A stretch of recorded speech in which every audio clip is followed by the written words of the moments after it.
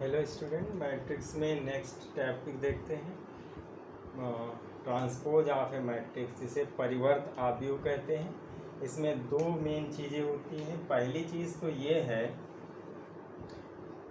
कि interchanging row and column, तो स्तंभ और पंक्ति एवं स्तंभ को परस्पर बदल देते हैं। पंक्ति व स्तंभ का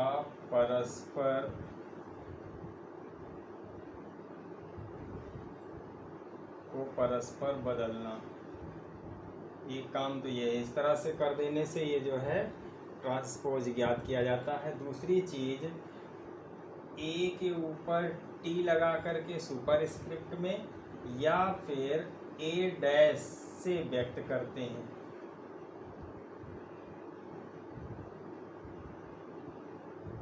पहली बात तो ये ध्यान रखने वाली है।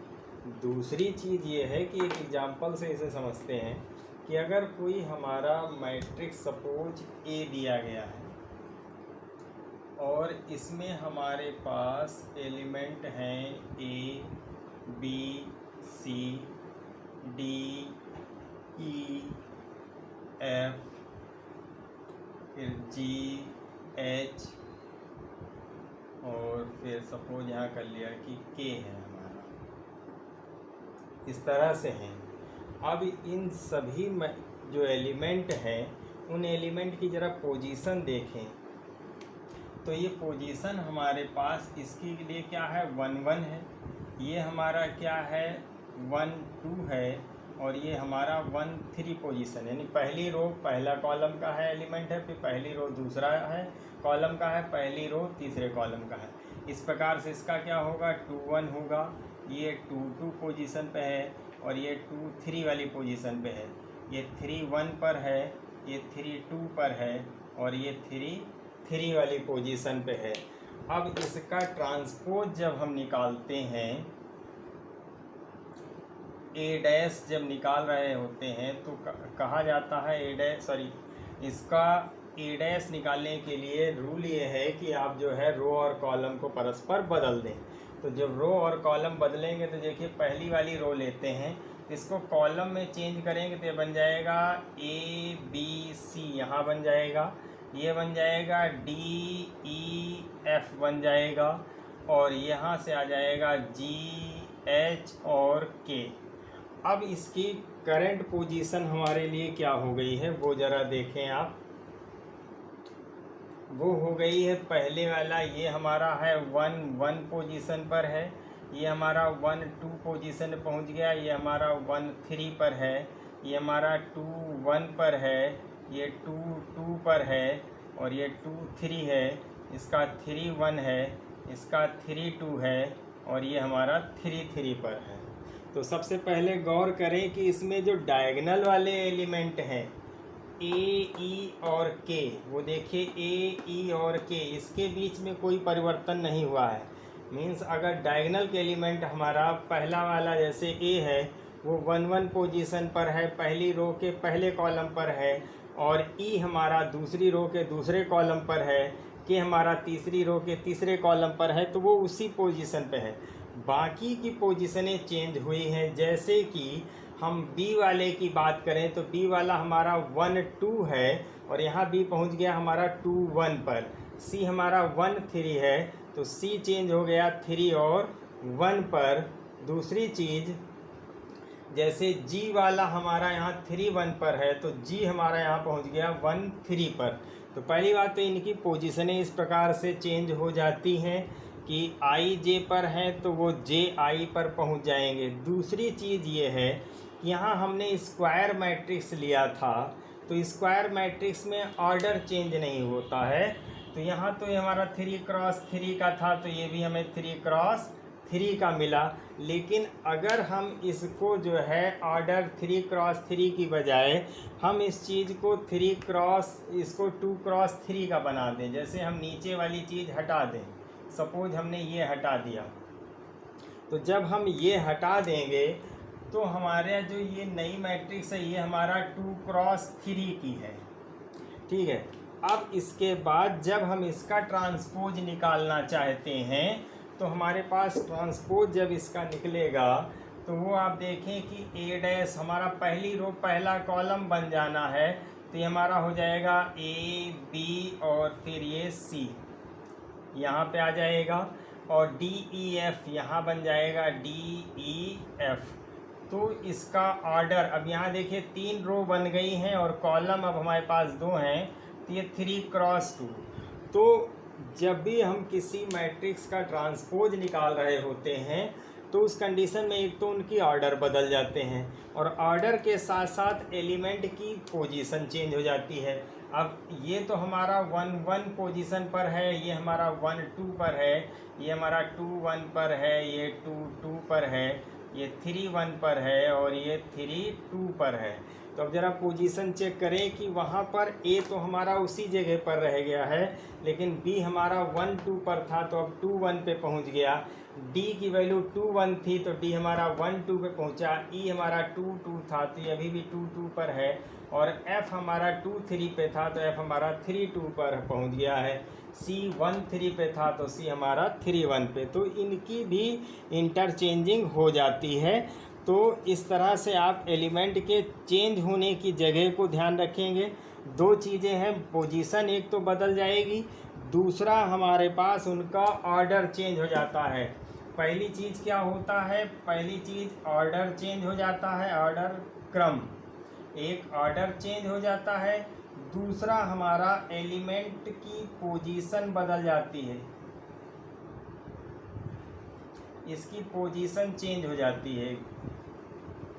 अब पोजीशन किस प्रकार से बदलती है, अगर ए हमारा एक कोई अवयव है और उसके एलिमेंट को हम दिखा रहे हैं ए आई जे से, और ये हमारा जो है m क्रॉस n का अवयव है, तो जो इसका ट्रांसपोज बनेगा ए डैश जो हमारे पास आएगा वो हो जाएगा ए जे आई का हो जाएगा, और ये बन जाएगा n क्रॉस m का नया मैट्रिक्स बन जाएगा।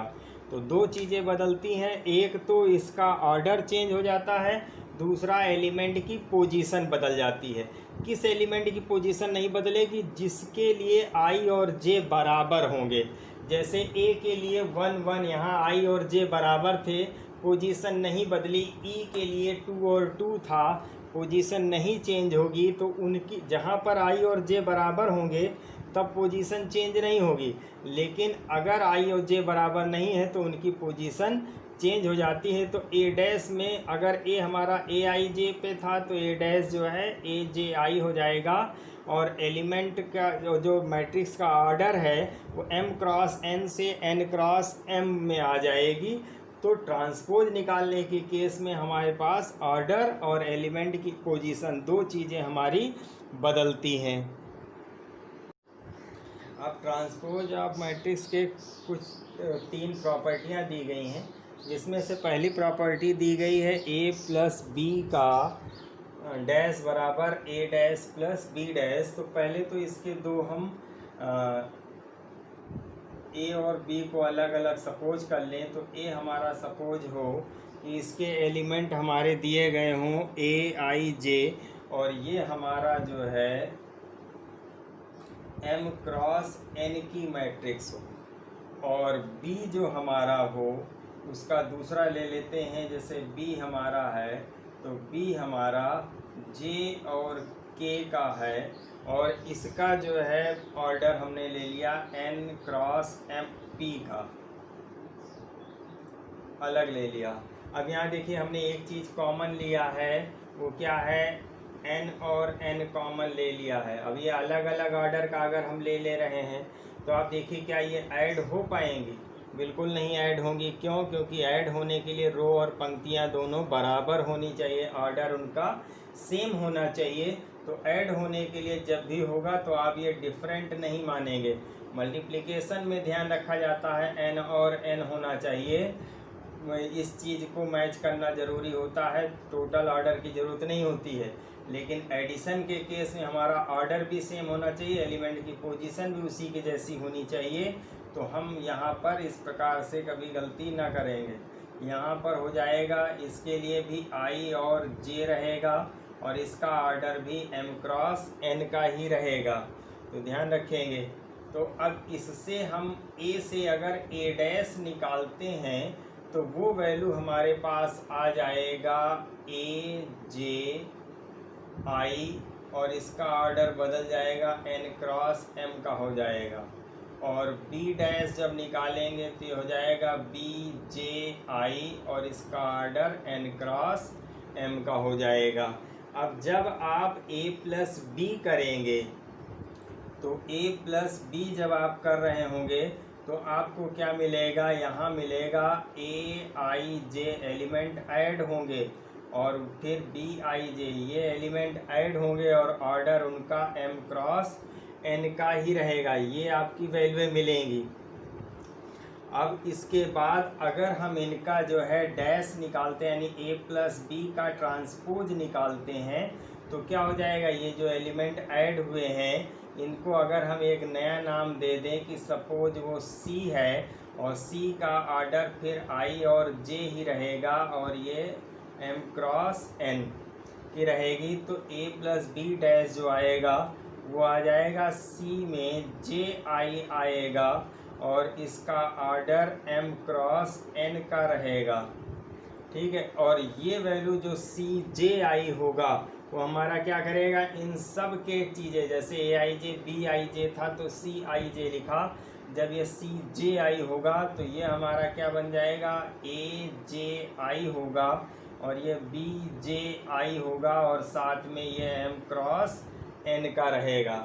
सिमिलरली जो है आपका इसको अगर आप ऐड करते हैं तो इससे हमें देखिए क्या मिलेगा, a dash plus b dash से हमें क्या मिल जाएगा, a j i और प्लस का b j i और इसका ऑर्डर हमारा, सॉरी इधर ऑर्डर नहीं चेंज किया था, यहाँ ऑर्डर होगा n क्रॉस m का हो जाएगा, तो यहाँ पर ये ऑर्डर हमारा n क्रॉस m का होगा और ये ऑर्डर हमारा n क्रॉस m का ही मिलेगा।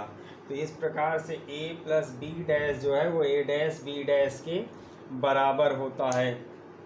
नेक्स्ट जो इसकी प्रॉपर्टी है तीसरी वाली, उस तीसरी वाली प्रॉपर्टी में कहा गया है कि किसी ऑब्जेक्ट के ट्रांसपोज का अगर हम ट्रांसपोज निकालते हैं, जो सेकंड वाली प्रॉपर्टी दी गई है वहाँ दिया गया है a डैश का जब हम डैश निकाल रहे होते हैं तो उस कंडीशन में ये वैल्यू a ही आती है।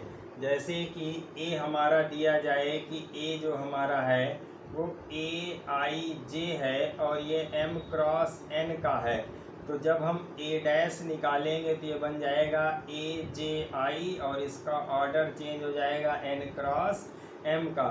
अब इस a डैश का जब हम ट्रांसपोज निकालेंगे तो फिर से ऑर्डर चेंज होगा और ये a i j और ये बन जाएगा n क्रॉस m का, m क्रॉस n का, और ये वैल्यू हमारे किसके बराबर है, a के बराबर है। तो सेकंड प्रॉपर्टी में सेकंड प्रॉपर्टी ये कहती है अगर किसी ट्रांसपोज का हम ट्रांसपोज निकालें तो पूर्व वाली ही मैट्रिक्स हमें मिल जाती है। थर्ड प्रॉपर्टी है ए बी डैश बराबर बी डैश ए डैश। तो अब जो प्रॉपर्टी प्रूव करने के लिए दो चीज़ें ध्यान रखनी होती है, एक तो इसमें का ऑर्डर और दूसरा एलिमेंट की पोजीशन। तो दो मैट्रिक्स हमने ले लिया, क्योंकि मल्टीप्लिकेशन है तो हम इन्हें अलग अलग ऑर्डर की ले सकते हैं, ज़रूरी नहीं कि सेम ऑर्डर की लें, अलग अलग ऑर्डर की ले सकते हैं। अब यहाँ देखिए अलग अलग ऑर्डर की लेने पर स्क्वायर मैट्रिक्स में आपका सेम ऑर्डर ले सकते हैं, पर अगर स्क्वायर मैट्रिक्स नहीं है तो भी ये रूल फॉलो होता है। तो यहाँ पर हमने क्या है, ऐसी दो मैट्रिक्स ली जिसमें पहली वाली मैट्रिक्स का कॉलम और दूसरी वाली मैट्रिक्स का रो इक्वल है। ये ज़रूरी है क्योंकि हमें मल्टीप्लाई करना है। अगर मल्टीप्लाई करने के लिए हमारे पास ये कंडीशन नहीं है, पहली रो का कॉलम और पहली मैट्रिक्स का कॉलम और दूसरी मैट्रिक्स का रो इक्वल नहीं है, तो मल्टीप्लिकेशन ही उनका संभव नहीं होगा। तो इस वजह से ये इस चीज़ का तो ध्यान रखना पड़ेगा। अब पहली चीज़ हमें ऑर्डर इक्वल दिखाना है, तो देखिए कि ऑर्डर हमारे पास इक्वल होना चाहिए। तो ए डैश अगर हम निकालते हैं तो ए डैश पर हम एक अलग एलिमेंट सपोज कर लेते हैं, उसकी जगह जो हमारे पास है कि वो जो नया बनने वाला है वो हमारा एक एलिमेंट इस प्रकार से बन जाएगा, नया बन जाएगा, सी बना दें। और यहाँ पर ये ऑर्डर क्या बदल जाएगा, ये हमारा जे और आई बन जाएगा। और इसका जो पोजीशन चेंज हुई है तो नया एलिमेंट के लिए नया नोटेशन ले लिया है, अदरवाइज ए से ही काम चल जाता, वो ए डैश लिख सकते हैं। एम क्रॉस एन जो हमारा है वो बन जाएगा एन क्रॉस एम का बन जाएगा। और बी डैश जो हमारे पास है उसकी वैल्यू हम सपोज कर लिया कि डी आ जाता है एलिमेंट, और इसका बन जाएगा पोजीशन के और जे, और ये हमारी बन जाएगी पी क्रॉस एन की। अब जरा देखें कि अगर हम ए बी को मल्टीप्लाई करते हैं, ठीक है, ए बी का ऑर्डर क्या होगा, तो ए बी का जो ऑर्डर बनेगा वो हमारे पास आ जाएगा एम से एन और एन हटा दें तो वैल्यू आ जाएगी एम क्रॉस पी का ए बी का ऑर्डर हो जाएगा। तो ए बी डैश का ऑर्डर क्या बनेगा, तो ए बी डैश का ऑर्डर देखिए, ए बी डैश, तो ये ए बी का ऑर्डर एम और क्रॉस पी है, तो ए बी डैश का ऑर्डर आ जाएगा पी क्रॉस एम का। अब हमारे पास B dash A dash proof करना है, तो बी डैश ए डैश का ऑर्डर देखिए क्या आएगा, बी डैश ए डैश का ऑर्डर, तो बी का पहले होना है और ए का उसके बाद में होना है, तो बी डैश ए डैश।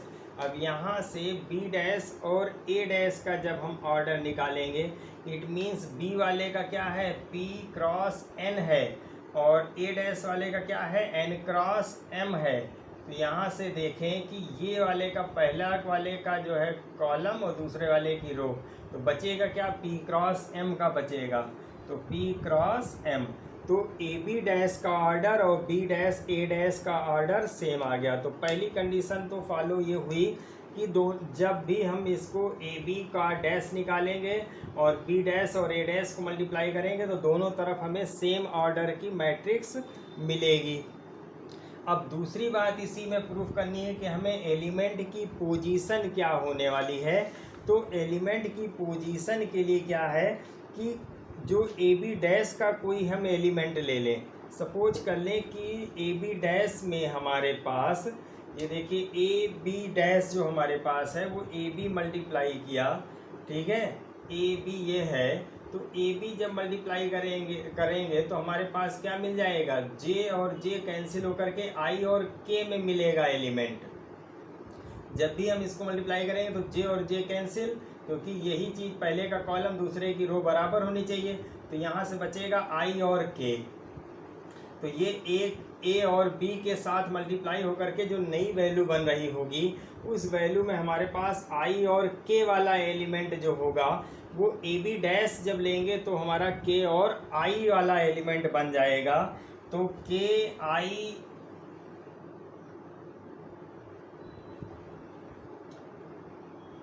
ये वाला एलिमेंट जो हमारा होगा, ये एलिमेंट हमारा बराबर में आ जाएगा किसके, आई और के एलिमेंट का। ये हमारा किसका है, ए बी डैश का एलिमेंट, और ये हमारे आई के एलिमेंट हमारा होगा किसका, ए बी का। ये ए बी के एलिमेंट के बराबर में आएगा, और ये जो एलिमेंट हमारा मल्टीप्लाई होकर के ए बी का आ रहा होगा वो क्या आ रहा होगा, ए आई जे मल्टीप्लाई हो रहा होगा बी जे के से, इससे मल्टीप्लाई होकर के आ रहा होगा। अब चूंकि हमारे पास ये सभी के लिए होता है तो उस कंडीशन में यहाँ पर एक समेशन का साइन लगा देते हैं, किसके लिए, जे के लिए लगाते हैं 1 से लेकर के n तक का, क्योंकि जे वाला ही कॉमन वाली वैल्यू थी, तो जे वाले का 1 से लेके n तक के जितने एलिमेंट होंगे तो ए वाले का यहाँ से आई और ये के, इसी वजह से आई के एलिमेंट यानी पोजीशन हमारी आई और के वाली होगी, मल्टीप्लाई होकर के रिजल्ट आ रहा है, और उसमें समेशन होता है, पहली रो के सारे एलिमेंट फिर दूसरे पहले आव्यूह के जो रो होती है और दूसरे वाले आव्यूह के कॉलम से मल्टीप्लाई होता है और सब ऐड होते हैं, इसलिए समेशन का साइन लगाया जाता है और जे की वैल्यू 1 से लेकर के n तक का ली जाती है। अब ये जो ए और बी वाले मल्टीप्लाई हो करके आ रहे होंगे तो ए वाले का जब डैश निकाल रहे होते हैं तो वो हमारा सी जे आई वाला बन रहा होता है, और बी वाला जो बन रहा होता है वो डी के जे बन रहा होता है। तो हम इसको लिख सकते हैं कि समेसन जे इक्वल्स टू 1 से लेकर के n तक का, और इसे लिख सकते हैं सी जे आई और साथ में डी के जे, क्योंकि ये इसका डैश बन रहा होता है, हम उसके डैश पर जा रहे हैं, इसलिए ये डैश वाली वैल्यू के बराबर हो सकती है, यानी ट्रांसपोज वाली वैल्यू के बराबर हो सकती है। अब इसी चीज़ को हम डी को पहले भी लिख सकते हैं, आगे पीछे लिखने से कोई फ़र्क नहीं पड़ता है। तो ये हमारा हो जाएगा डी के जे और सी जे आई के बराबर आ जाएगा। और ये वाला जो हमारा एलिमेंट है वो किसके बराबर है, के आई वाले एलिमेंट किसका, बी डैश ए डैश का।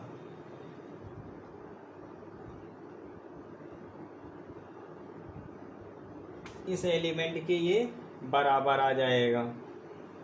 तो इस प्रकार से ये आपका थर्ड वाली प्रॉपर्टी इसकी प्रूफ होती है।